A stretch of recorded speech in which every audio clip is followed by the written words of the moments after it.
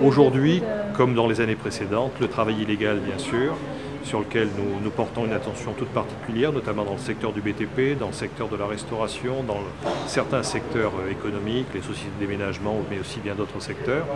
Donc la lutte contre le travail illégal est une priorité pour les services de l'État.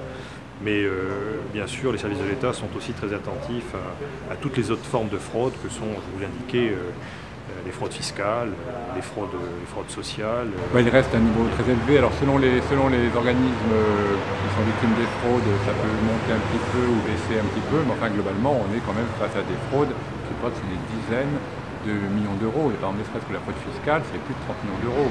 La fraude à la CAF, c'est là aussi plusieurs millions d'euros. Il y a d'autres organismes qui sont moins impactés, mais par exemple la CGSS, ce sont des sommes là aussi considérables qui se chiffrent en millions d'euros. Et donc est-ce que c'est un cas vraiment particulier à La Réunion, comparé aux autres départements français Non, je crois que partout en France, que ce soit en France métropolitaine ou outre-mer, les gens peuvent être tentés de frauder.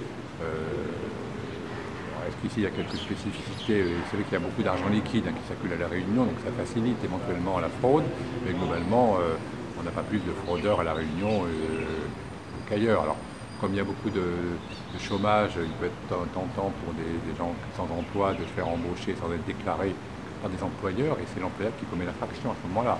C'est peut-être ça la spécificité, mais c'est lié à la situation économique.